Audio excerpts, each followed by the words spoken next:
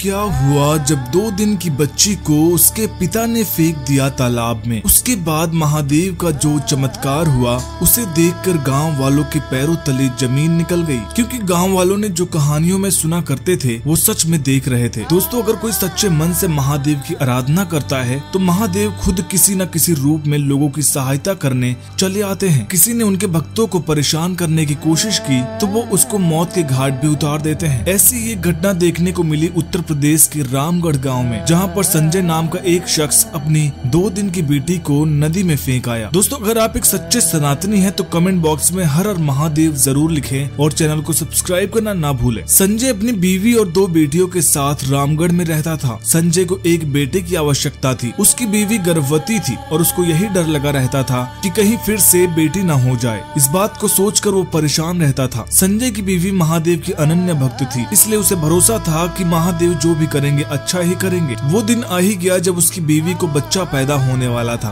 फिर थोड़ी देर बाद संजय को पता चला कि उसको बेटी हुई है। ये बात सुनकर संजय बहुत निराश हुआ। एक दिन बाद वो अपनी बीवी से बोलने लगा कि उसे एक बेटा चाहिए। संजय बहुत गुस्से में लग रहा था। वो बोला कि मैं 3 बेटियां नहीं पाल सकता और उस तीसरी बच्ची को कहीं फेंक देने की बातें करने लगा। उसकी बीवी परेशान हो गई और अपनी तीसरी बेटी को बचाने के लिए उसको हमेशा अपने साथ रखती। उसको डर रहता कि संजय उसको कहीं फेंक ना आए। एक दिन मौका मिलते ही संजय अपनी तीसरी बेटी को उठाकर एक तालाब के पास ले जाता है। वो तालाब बहुत पुराना और गहरा था। उसमें तरह तरह के जीव भी रहते थे। उसे पता था कि इस तालाब में फेंकने के बाद इसको कोई नहीं बचा पाएगा, किसी को पता भी नहीं चलेगा। संजय उसको तालाब में फेंककर अपने घर की ओर जाने लगता है। तभी उसकी बीवी घर में देखती है तो उसकी तीसरी बेटी कहीं दिखाई नहीं देती। वो समझ जाती है कि अब संजय उसकी बेटी को फेंक देगा। वो बहुत डर जाती है और उसी तालाब की ओर भागने लगती है और साथ ही साथ महादेव से अपनी बेटी को बचाने की प्रार्थना करती है। वो तालाब की तरफ जा ही रही थी कि उसने रास्ते में एक ऐसा दृश्य देखा कि उसके होश उड़ गए। उसका पति जमीन पर गिरा हुआ था। वहाँ पर एक साधु शरीर पर भस्म लपेटे